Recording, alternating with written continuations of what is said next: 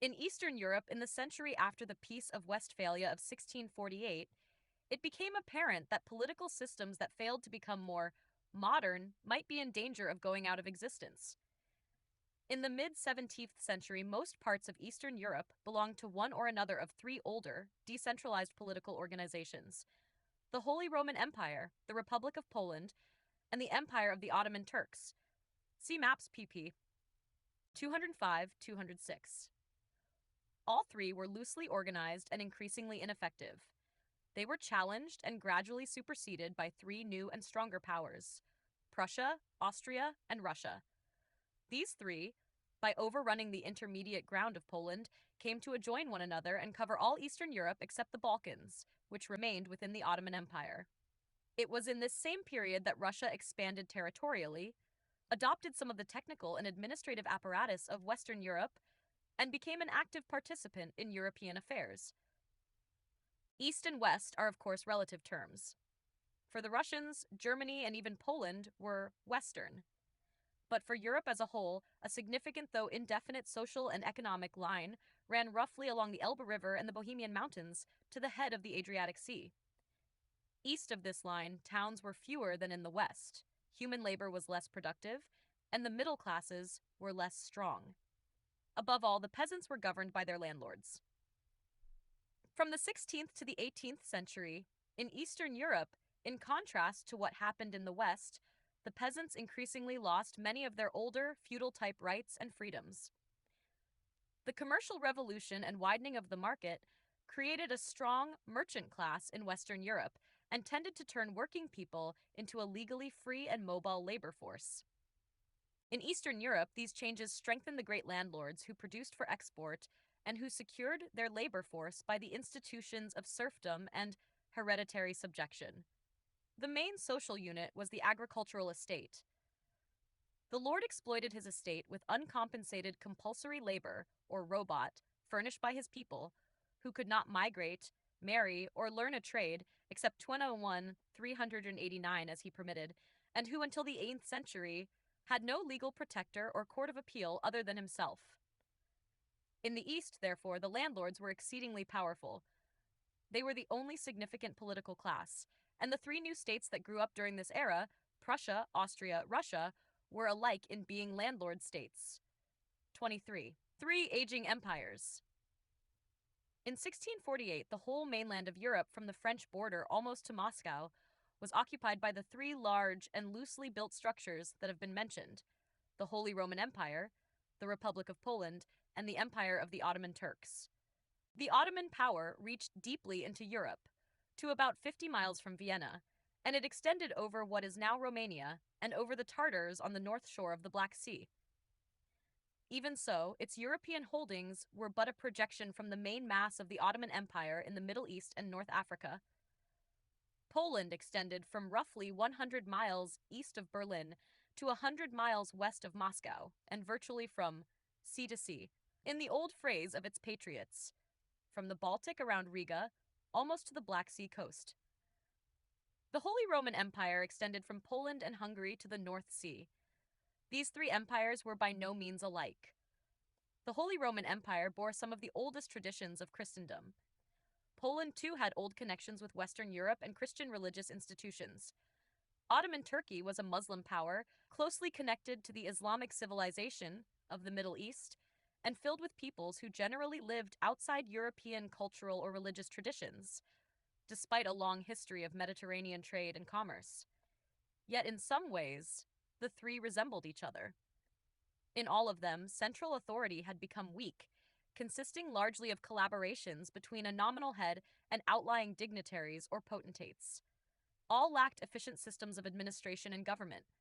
All faced challenges from the newer, centralizing states that were now developing in countries such as France. All, but especially Poland and the Ottoman Empire, were made up of diverse ethnic or language groups. The whole immense area was therefore politically 390 fragmented and weak. It was malleable in the hands of kings or ruling elites who might become a little stronger than their neighbors. We must try to see in what this weakness consisted and how newer, stronger state forms were created. Weaknesses of the empires. The Holy Roman Empire, or 1648. The Holy Roman Empire, especially after the Peace of Westphalia, was little more than an impressive name. It had no real power because it lacked almost all the resources of a functioning imperial system. It possessed no real army, revenues, or working organs of a central government, and as Voltaire later observed, it was neither holy nor Roman nor an empire. Created in the Middle Ages, it had been ruined by the Reformation, which left the Germans divided almost evenly between Protestant and Catholic, with each side thereafter demanding special safeguards against the other. The empire still claimed to be universal, however, in that it had no relation to a specific nationality. In theory, the Holy Roman Empire was a form of government suitable to all peoples, although it had never lived up to this theoretical claim and had not expanded since the Middle Ages. In actuality, the empire was roughly coterminous with the German states and the region of the German language, except that it excluded after 1648 the 391 Dutch and Swiss, who no longer considered themselves German, and it likewise excluded those Germans who since the 14th century had settled along the eastern shores of the Baltic. Large parts of the empire had suffered repeatedly from the 30 Years' War. Yet the war, and the peace terms that followed it, only accentuated an economic situation that had already become unfavorable. Post-war revival was difficult. The breakup of commercial connections and the wartime losses of savings and capital were hard to overcome. Germany fell increasingly out of step with the economic expansion and cultural changes in Western Europe. The burgher class, its ambitions blocked, lost much of its old vitality, while Western European traders were expanding their commerce across the Atlantic world. No overseas colonies could be founded for want of strong enough government backing, as was shown when a colonial venture of Brandenburg came to nothing. There were no stock exchanges in German cities until one was established at Vienna in 1771, half a century after those of London, Paris, and Amsterdam. Laws, tariffs, tolls, and coinage were more diverse than in France. Even the calendar varied. It varied, indeed, throughout Europe as a whole, because Protestant states long declined to accept the corrected calendar issued by Pope Gregory XIII in 1582. In parts of divided Germany, the holidays, the date of the month, and the day of the week, changed every few miles. The arts and letters, flourishing in Western Europe as never before, were at a low ebb in Germany during the 17th century. In science, the Germans during and after the 30 Years' War accomplished less than the English, Dutch, French, or Italians, despite the great mathematician and philosopher Gottfried Wilhelm Leibniz, one of the influential intellectual leaders of the age. Only in music, in the work of performers and composers, such as the Bach family, did the Germans at this time excel. But music was not then much heard beyond the place of its origin. Germany was thus mostly a byway in the new creative arts and culture of 17th century Europe. Effects of the 30 Years' War, 392. After the 30 Years' War, each German state had sovereign rights. These states numbered some 300 or 2,000, depending on how they were counted. The higher figure included the Knights of the Empire, found in South Germany and the Rhineland. They were persons who acknowledged no overlordship except that of the emperor himself. The knights held tiny estates, averaging not over 100 acres apiece, consisting of an independent castle and a manor or two, completely enclosed by the territory of a larger surrounding state. But even without the knights, there were about 300 states capable of some independence of action.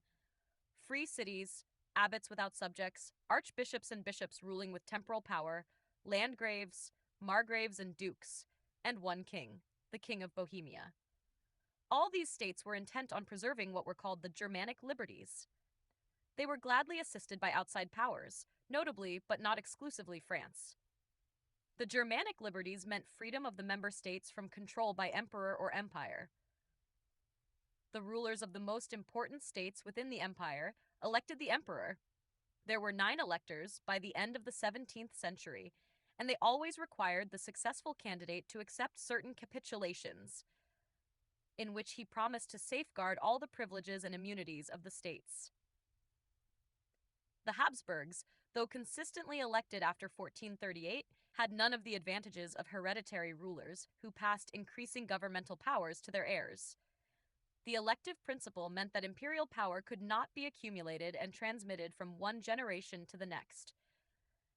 It opened the doors to foreign intrigue because the electors were willing to consider whichever candidate 203, the Germanic liberties 393, would promise them most.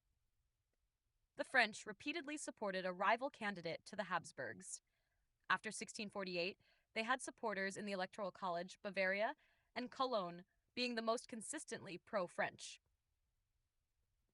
In 1742, the French obtained the elevation of their Bavarian ally to the imperial throne.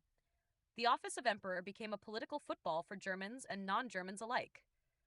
Nor would the German states, after the 30 Years' War, allow any authority to the imperial diet. The diet possessed the power to raise troops and taxes for the whole empire, but this power remained unused because the various states feared that any such action would diminish their own authority and independence. Meanwhile, the states that insisted with such obstinacy on their liberties from the empire gave few liberties to their own subjects. The free cities were closed urban oligarchies, as indeed were most cities in other countries. But in Germany, the burgher oligarchs controlled free cities that were almost like sovereign states. Most of the other European countries, large or small, developed in the direction of a centralizing absolutism. Such absolutism was checked for Germany as a whole, only to reappear in miniature in hundreds of different places. Each ruler thought himself a little Louis XIV, each court a small Versailles. Subjects became attached by ties of sentiment to their rulers, who almost always lived in the neighborhood and could be readily seen by passers-by.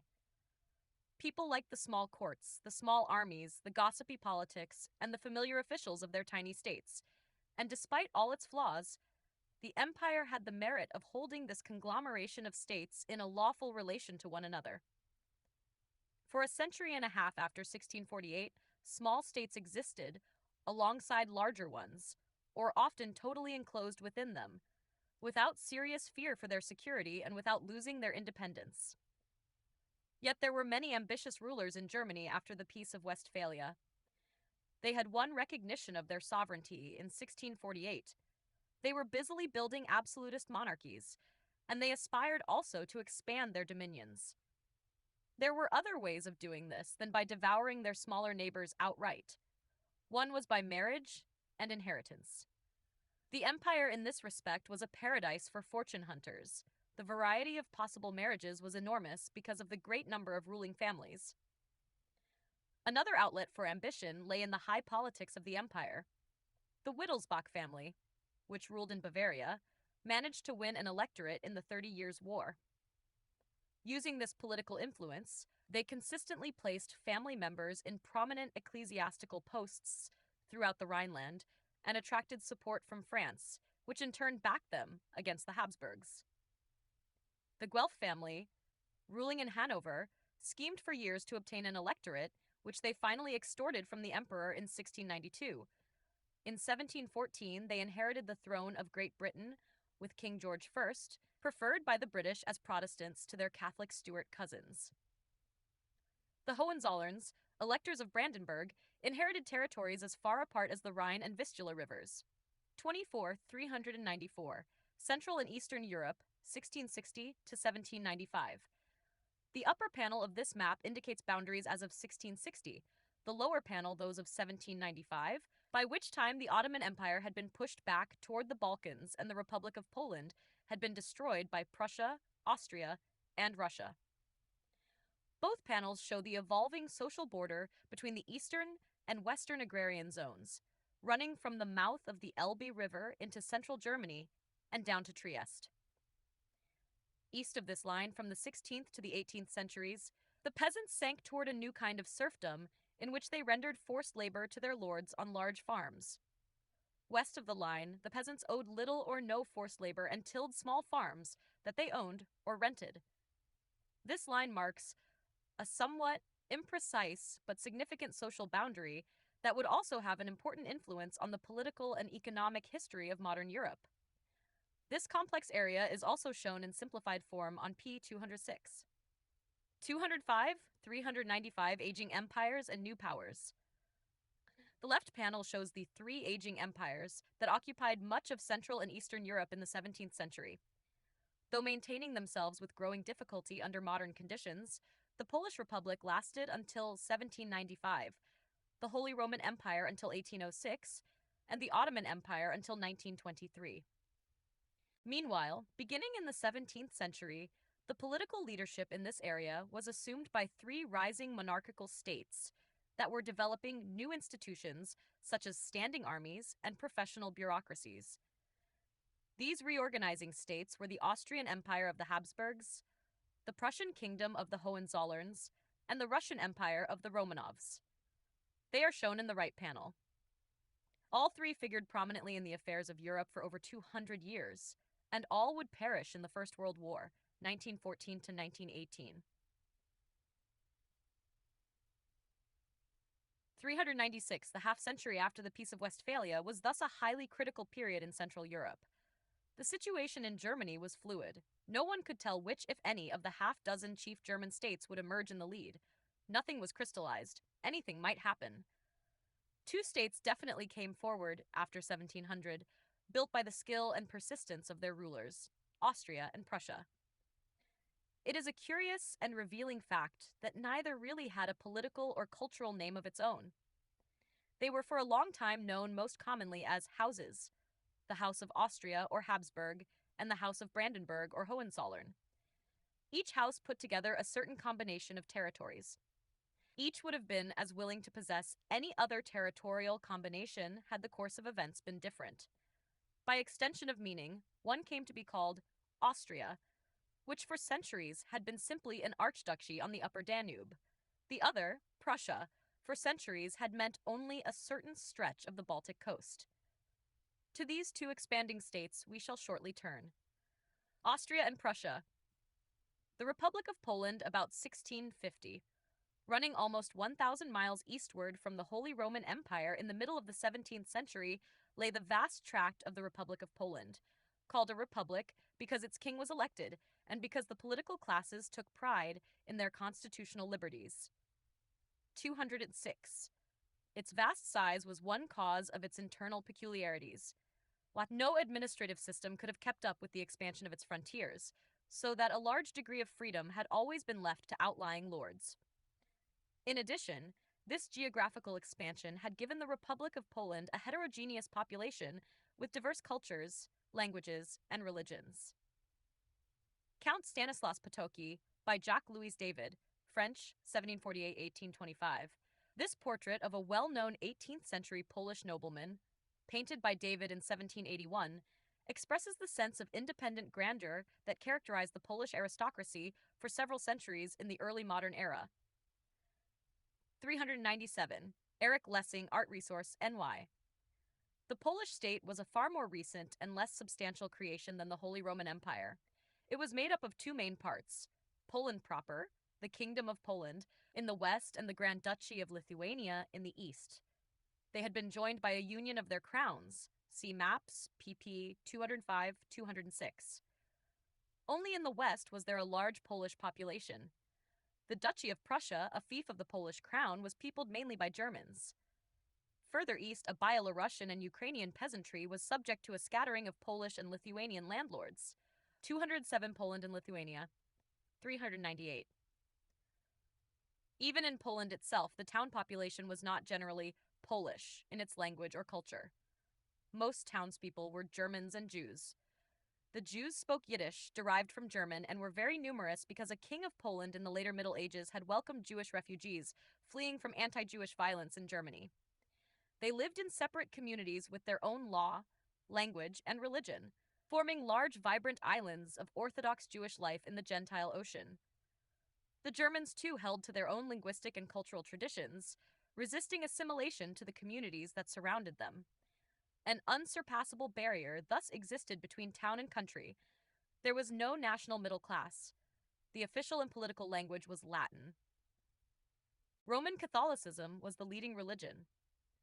Poland was the region in which the landed aristocracy prevailed most successfully over all other groups in the country, neither allowing the consolidation of the state on absolutist lines, nor yet creating an effective constitutional or parliamentary government. The Polish aristocracy, or szlachta, made up some 8% of the population, a far higher proportion than the aristocracy of any country in Western Europe.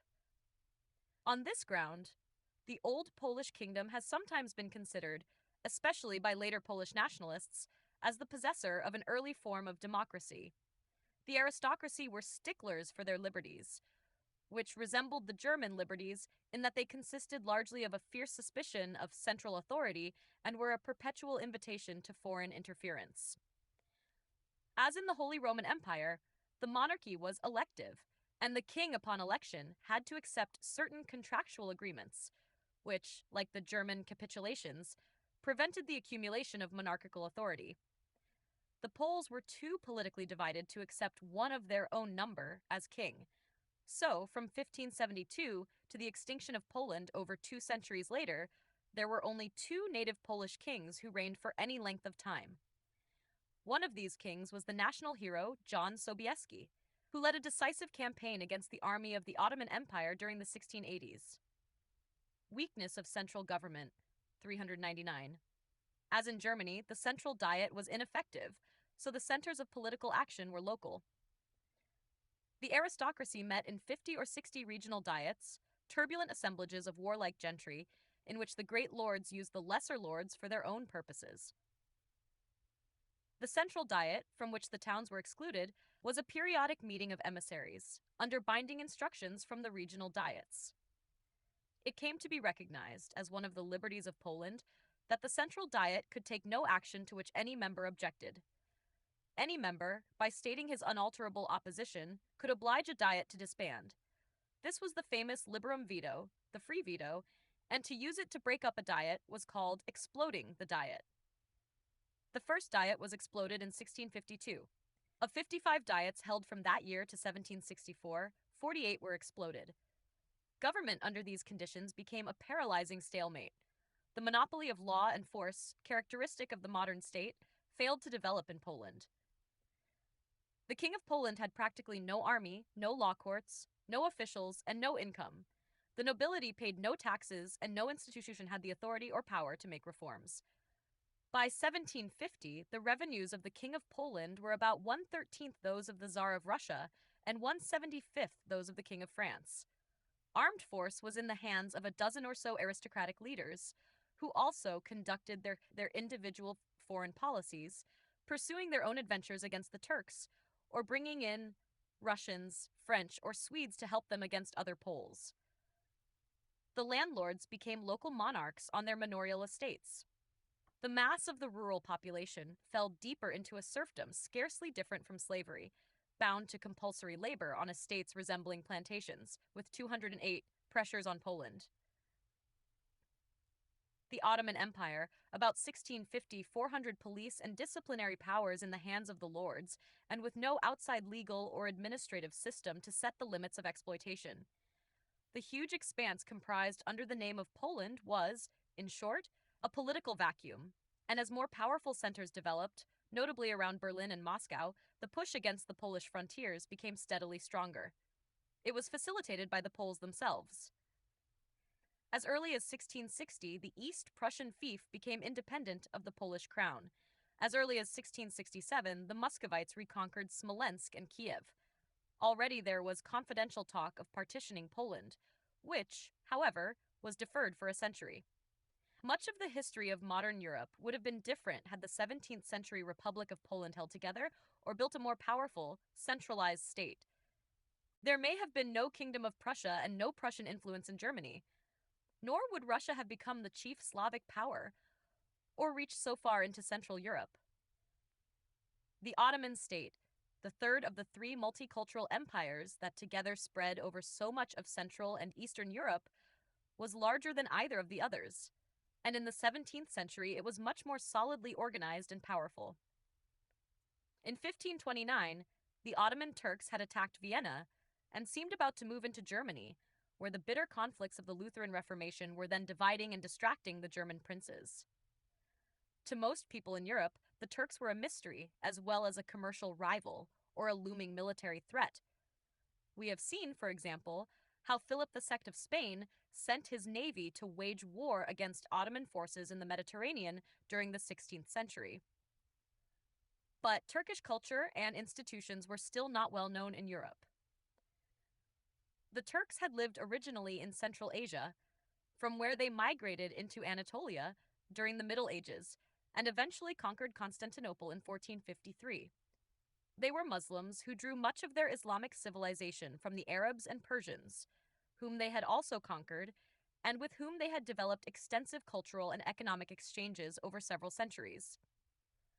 Turkish armies had entered the Balkans even before their conquest of Constantinople, and they steadily gained control of new Balkan territories after military victories, such as the Battle of Kosovo, 1389. The Ottoman Empire later expanded deeper into Europe under the skillful leadership of Suleiman the Magnificent, who introduced important legal reforms and also led the army that was turned back from Vienna in 1529. The Ottoman Empire remained the dominant power in the eastern Mediterranean and southeastern Europe throughout the 17th century, and their dominions extended, about 1650, from the Hungarian plain and the South Russian steppes as far as Algeria, the Upper Nile, and the Persian Gulf. The empire was based to a large degree on military proficiency. Long before the European states had established permanent military forces, the Turks already had a standing army, of which the well-disciplined Janissaries were the main striking force. The Janissaries were originally recruited from Christian children, taken from their families in early childhood, brought up as Muslims, reared in military surroundings, and forbidden to marry. This restriction was gradually dropped in the late 16th century. Without social ties, interests, or ambitions outside the military organization to which they belonged, the Janissaries were an ideal professional fighting force under the control of political leaders. The Turkish forces were long as well equipped as the Christian armies, being 401 especially strong in heavy artillery. But by the mid-17th century, they were beginning to fall behind. Their armies had changed little, or for the worse, since the 209 days of Suleiman the Magnificent a century before, whereas in the better organized Christian states, discipline and military administration had been improved, and firearms, landmines, and siegecraft had become more effective. Suleiman the Magnificent was the most important sultan in the 16th century Ottoman Empire. During his long reign, 1520 to 1566, Suleiman introduced numerous imperial reforms and expanded Ottoman power deep into the Balkans and Central Europe, where his forces came into repeated conflict with the Austrian Habsburgs. This Turkish miniature shows Suleiman in his exalted position as he receives a visiting emissary. G. Dakliorti, Getty Image 2. 402. The Turks cared little about assimilating subject peoples to their language or institutions. Local populations within the empire thus retained most of their cultural traditions and autonomy. Law was based on religious law derived from the Quran. Law courts and judges were hard to distinguish from religious authorities, for there was no separation between religious and secular spheres. The Sultan was also the Caliph, the commander of the faithful. While on the one hand there was no clergy in the European sense, on the other hand religious influences affected all aspects of life. The Turks, for the most part, applied the Muslim law only to Muslims, and the overall administration of imperial policies was controlled by a powerful government official called the Grand Vizier. The Ottoman government left its non-Muslim subjects to settle their own affairs in their own way, not according to nationality, which was generally indistinguishable, but according to religious groupings. The Greek Orthodox Church, to which most Christians in the empire belonged, thus became an almost autonomous intermediary between the Sultan and a large fraction of its subjects. Armenian Christians and Jews formed other separate bodies. Except in the Western Balkans, Albania and Bosnia, there was no general conversion of Christians to Islam during the Turkish rule, although there were many individual cases of Christians turning Muslim to obtain the privileges of the ruling faith. North of the Danube, the 210 Christian princes of Transylvania, Wallachia, and Moldavia, later combined into modern Romania, continued to rule over Christian subjects. They were kept in office for that purpose by the Sultan, to whom they paid tribute. In general, Because their subjects were more profitable to them as Christians, the Turks were not eager to proselytize for Islam. Tolerance of non-Muslim subjects, 403. The Ottoman Empire was therefore a relatively tolerant empire, far more so than the states of Europe. Christians in the Ottoman Empire fared better than Muslims would have fared in Christendom, or than the Moors and Jews had in fact fared in Spain. Christians were less disturbed in Turkey than were Protestants in France after 1685, or Catholics in Ireland. The empire was tolerant because it was composite, an aggregation of peoples, religions, and laws, having no drive, as did the Western states, toward internal unity and complete legal sovereignty. The same tolerance was evident in the attitude toward foreign merchants, who were active throughout most of the empire. The kings of France had maintained treaty arrangements with Turkey since 1535, partly because the Ottoman Empire challenged the expanding power of the Austrian Habsburgs, and partly because the Ottoman government granted French traders special privileges, called capitulations, in the empire's ports and commercial exchanges. Many traders from Marseille had thus spread over the port towns of the Middle East. They were exempted by treaty from the laws of the Ottoman Empire and were liable to trial only by their own judges, who, though residing in Turkey, were appointed by the King of France. They were free to exercise their Roman Catholic religion, and if disputes with Muslims arose, they appeared in special courts where the word of an infidel received equal weight with that of a follower of the Prophet. Similar rights in Turkey were obtained by other European states. Thus began extraterritorial privileges of the kind that Europeans obtained in later centuries in China and elsewhere, wherever the local laws were regarded as backward or hostile to Europeans. To the Turks of the 17th century, there was nothing exceptional about such arrangements. Only much later, under the influence of the rise of modern nationalism, did the Turks come to resent these capitulations as impairments of their own sovereignty. Extraterritorial privileges. 404. Yet the Turkish rule was often oppressive to specific groups within the empire, and the terrible Turk was the recurring religious and military nightmare of Eastern Europe. Ottoman rule was oppressive to Christians, if only because it relegated them to a secondary position, and because Christian beliefs or holy sites were viewed by the Turks with little respect and even, at times, with contempt. But Ottoman rule could become oppressive also in that it veered at times toward policies that were arbitrary and brutal, even by the none too sensitive standards of Europeans. It was worse in these respects in the 17th century than formerly, for the central authority of the sultans gradually declined, and the outlying governors or pashas had a virtual free hand with their subjects. Those parts of the Ottoman Empire that adjoined the Christian states were among the least firmly attached to Constantinople. The Tartar Khans of South Russia, like the Christian princes of the Danubian principalities, were simply protégés who paid tribute. Hungary was occupied by the Ottomans, but it was more a battlefield than a province. These regions were disputed by Germans, Poles, and Russians. It seemed in the middle of the 17th century as if the grip of the Turks might be relaxing. But a series of capable grand viziers of the Köprülü family came to power and retained it contrary to Turkish customs for 50 years.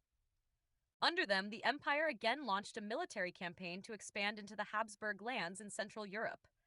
By 1663, the Janissaries were again mobilizing in Hungary. Tartar horsemen were on the move. The people of Central Europe again felt the old fears. The Pope also feared that the dreaded Ottoman enemy might break into Italy. Throughout Germany, by the 211 Emperor's order, special Turk bells sounded the alarm. The states of the empire voted to raise a small imperial army. The Holy Roman Empire thus bestirred itself temporarily against the historic enemy of European Christians. However, it was not under the auspices of the Holy Roman Empire, but by the House of Austria, that the Turks were repelled. Disputed regions. 24. The formation of an Austrian monarchy. The recovery and growth of Habsburg power, 1648 to 1740. The Austria that was gaining international influence by 1700 was actually a new creation, though not as obviously so as the two other rising states in Prussia and Russia. The Austrian Habsburgs had long enjoyed an eminent role. Formerly, their position had rested on their headship of the Holy Roman Empire and on their family connection with the wealthy 405 Habsburgs of Spain. In the 17th century, these two supports collapsed. The hope for an effective Habsburg Empire in Germany disappeared in the 30 Years' War. The connection with Spain lost its value as Spain declined, and it vanished when in 1700 Spain passed to the Bourbon family of France. The Austrian royal family in the latter half of the 17th century stood at the great turning point of its fortunes. It successfully made a difficult transition, emerging from the husk of the Holy Roman Empire and building an empire of its own. At the same time, the Habsburgs continued to be Holy Roman emperors and remained active in German affairs, using resources drawn from outside Germany to maintain their influence over the German princes. The relation of Austria to the rest of Germany remained a political conundrum down to the 20th century. The Austrian Habsburgs held direct control over three main geographical regions of Europe. Their oldest territories were the hereditary provinces: Upper and Lower Austria, with the adjoining Tyrol, Styria, Carinthia, and Carniola. Second, they controlled the Kingdom of Bohemia. Bohemia, Moravia, and Silesia joined under the crown of St. Wenceslas. Third, there was the Kingdom of Hungary. Hungary, Transylvania, and Croatia joined under the crown of St. Stephen. Nothing held all these regions together except the fact that the Austrian Habsburg dynasty in the 17th century reaffirmed its political grip upon them all. During the 30 Years' War, the dynasty rooted Protestantism and feudal rebelliousness out of Austria and the hereditary provinces. It also reconquered and recatholicized Bohemia, and in the following decades it was able to conquer Hungary. Dominions of Austria. Since 1526, most of Hungary had been occupied by the Turks. For generations, the Hungarian plain was a theater of intermittent warfare between the armies of Vienna and Constantinople.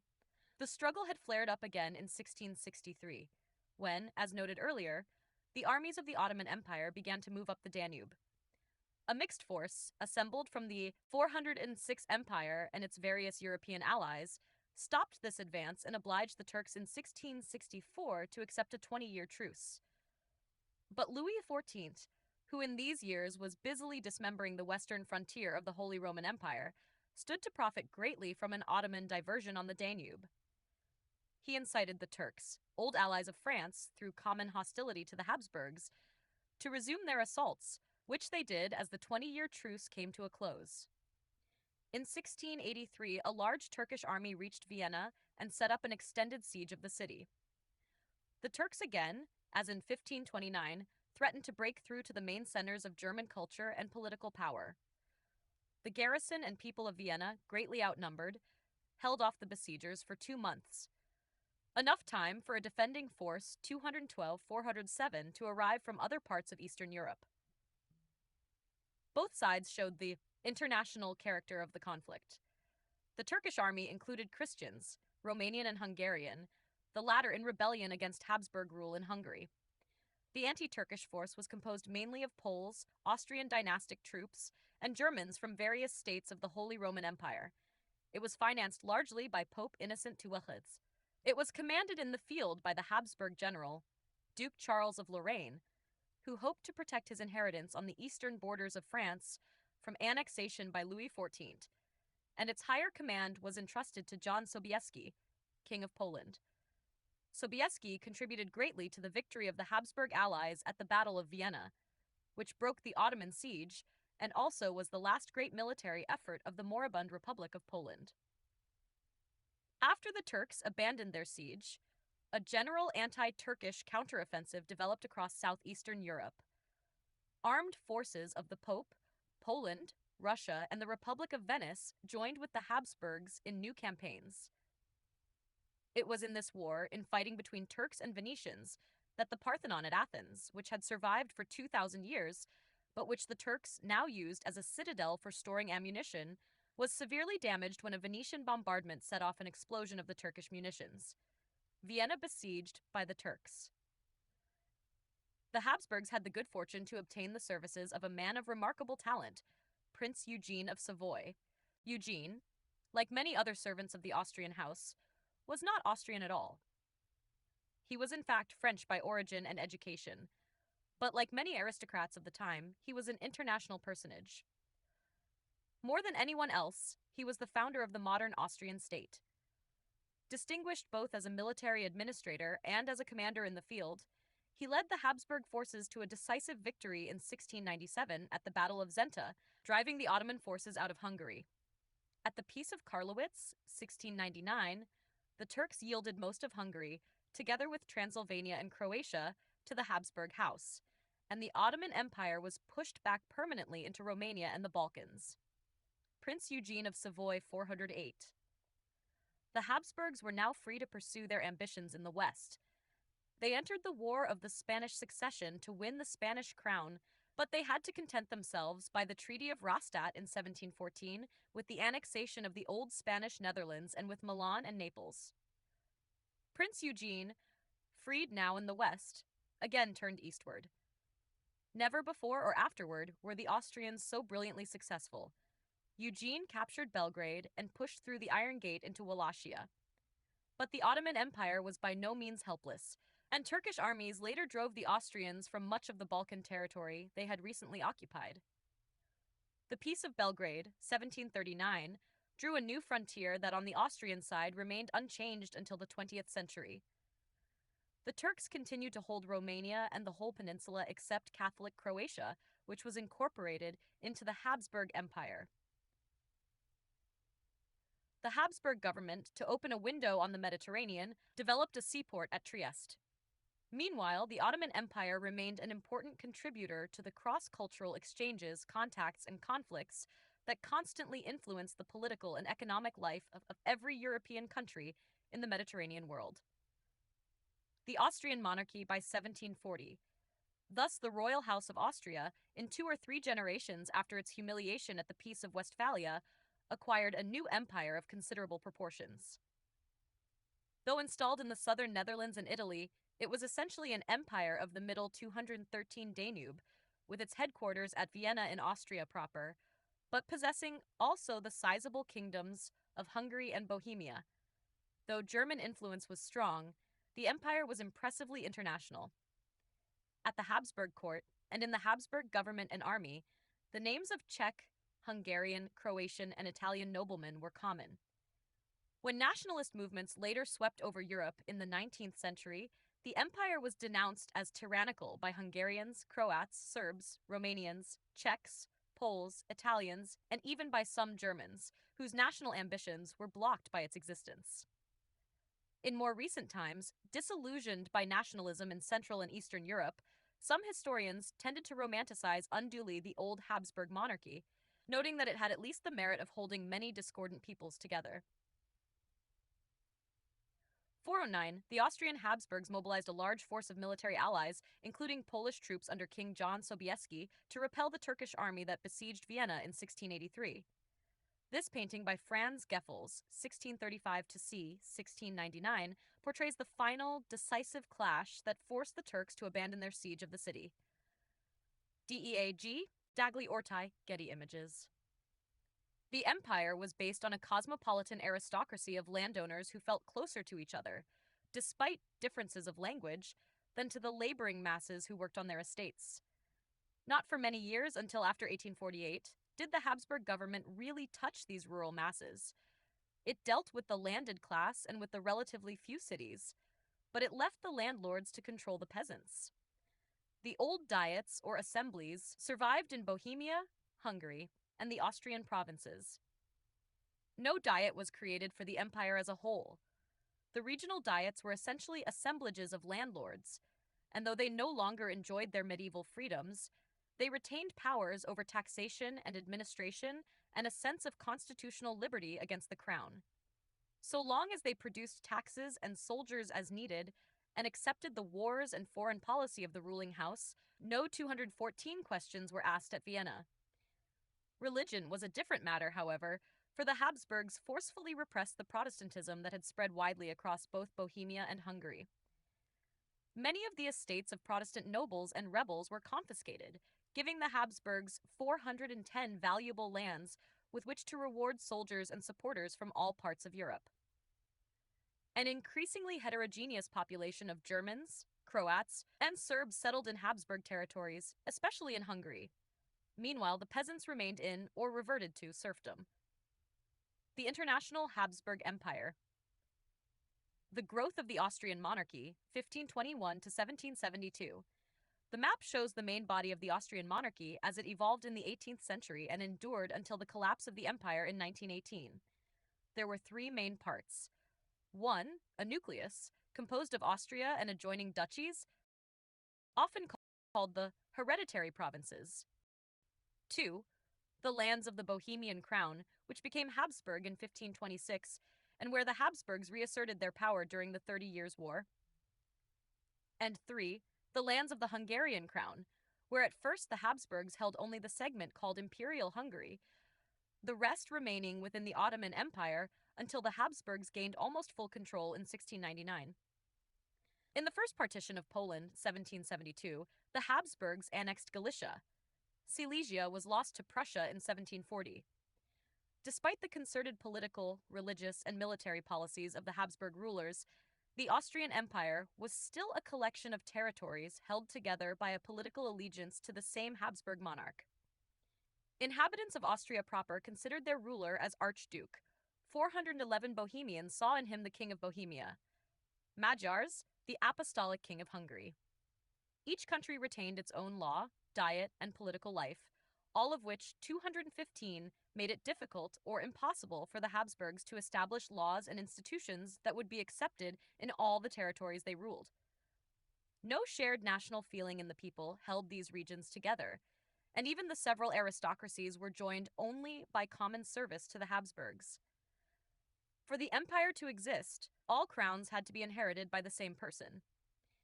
As the Habsburgs consolidated their control of Hungary, the King Archduke, Charles VI, 1711 to 1740, devised a form of insurance to guarantee such an undivided succession. This took the form of a document called the Pragmatic Sanction, first issued in 1713.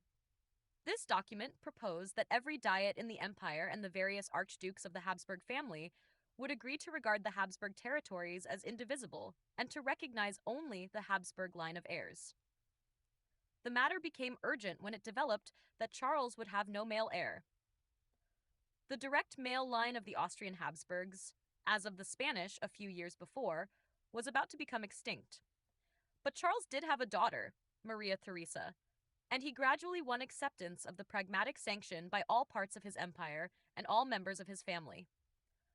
Women had never inherited the Habsburg monarchy, and by law, a woman could not rule Austria, but the Pragmatic Sanction recognized Maria Theresa's right to the Habsburg throne and to the inheritance of all Habsburg territories. Charles set about having foreign powers guarantee the agreement, knowing that Bavaria, Prussia, or others might well put in claims for this or that part of the inheritance. This process took years, and was accomplished at the cost of many damaging concessions. Finally, all powers signed the agreement. Charles VI died in 1740, having done all that could be done by domestic law and international treaty to assure the continuation of the Austrian Empire. Charles VI and the Pragmatic Sanction 412. Like all such plans, however, the legal agreements could not be forcefully defended from a tomb, and Charles was scarcely dead when armed heirs presented themselves. A great war broke out to partition the Austrian Empire, as the Spanish Empire had been partitioned shortly before. Bohemia threw off its allegiance. Hungary almost did the same. But these events became connected to wider European conflicts during the War of the Austrian Succession, which will be discussed in a later chapter. At the moment, it is enough to know that by 1740, a populous empire of great military strength existed on the Danube.